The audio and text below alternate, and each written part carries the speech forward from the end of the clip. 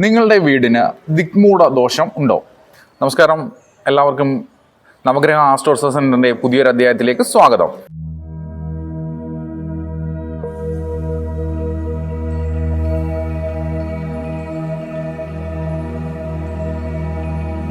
വീട് നിർമ്മിക്കേണ്ടത് പ്രധാനമായും 4 മഹാദിക്കുകളെ അടിസ്ഥാനമാക്കി വേണം വീട് നിർമ്മിക്കേണ്ടത്. ആ 4 മഹാദിക്കുകളിൽ നിന്നും ഉപദിക്കുകളിലേക്ക്, കോൺ ദിക്കുകളിലേക്ക് അഥവാ വിദുക്കുകളിലേക്ക് വീട് അനുവദനീയമായ അളവിൽ കൂടുതൽ ചരിയുന്നതിനെയാണ് ദിക്മൂഢം എന്ന് പറയുന്നത്. അത് നമുക്കൊരു മാഗ്നറ്റിക് കോമ്പാസിൻ്റെ ഉപയോഗിച്ചുകൊണ്ട് അത് എത്ര ഡിഗ്രി ആണ് എന്ന് കൃത്യമാക്കാവുന്നതാണ് ഏതൊരാൾക്കും. അനുവദനീയമായ അളവിൽ കൂടുതൽ ചരിയുന്ന വീട്ടിൽ താമസിക്കുന്നവർക്ക് പലവിധ ബുദ്ധിമുട്ടുകളും ഉണ്ടാകാറുണ്ട്. ഇതിനെ ദിക്മൂഢം എന്ന് പറയുന്നത്, ദിക്മൂഢയെ കുലനാശം എന്നാണ് പറയുന്നത്.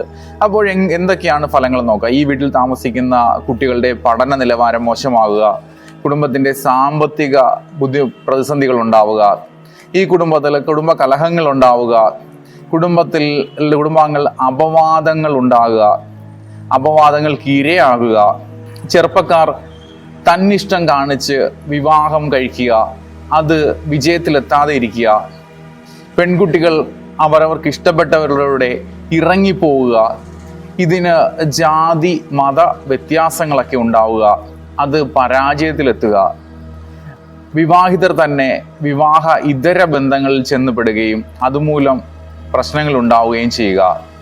ഇങ്ങനെയൊക്കെയുള്ള പ്രശ്നങ്ങൾ ദിക്മൂഢമുള്ള വീടുകളിൽ താമസിക്കുന്നവരിൽ കണ്ടുവരുന്നു.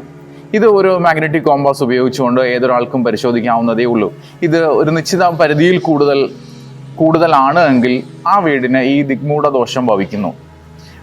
ഇതിന് എത്ര ഡിഗ്രിയാണ് ഇത് അനുവദനീയമായ അളവ് എന്നുള്ളതിൽ പല ആചാര്യന്മാർക്കും പല അഭിപ്രായമാണുള്ളത്. എങ്കിലും ഏറ്റവും കൃത്യമായി തന്നെ ചെയ്യുന്നതായിരിക്കും നല്ലത്.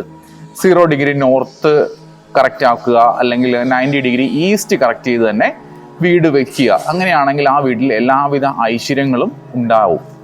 നിങ്ങളുടെ വീടിന് ഈ അനുവദനീയമായ അളവിൽ കൂടുതൽ ചരിവുണ്ട് എന്ന് കാണുകയാണെങ്കിൽ നിങ്ങൾ ഒന്ന് യെസ് എന്നൊന്ന് കമൻറ്റ് ചെയ്യുക.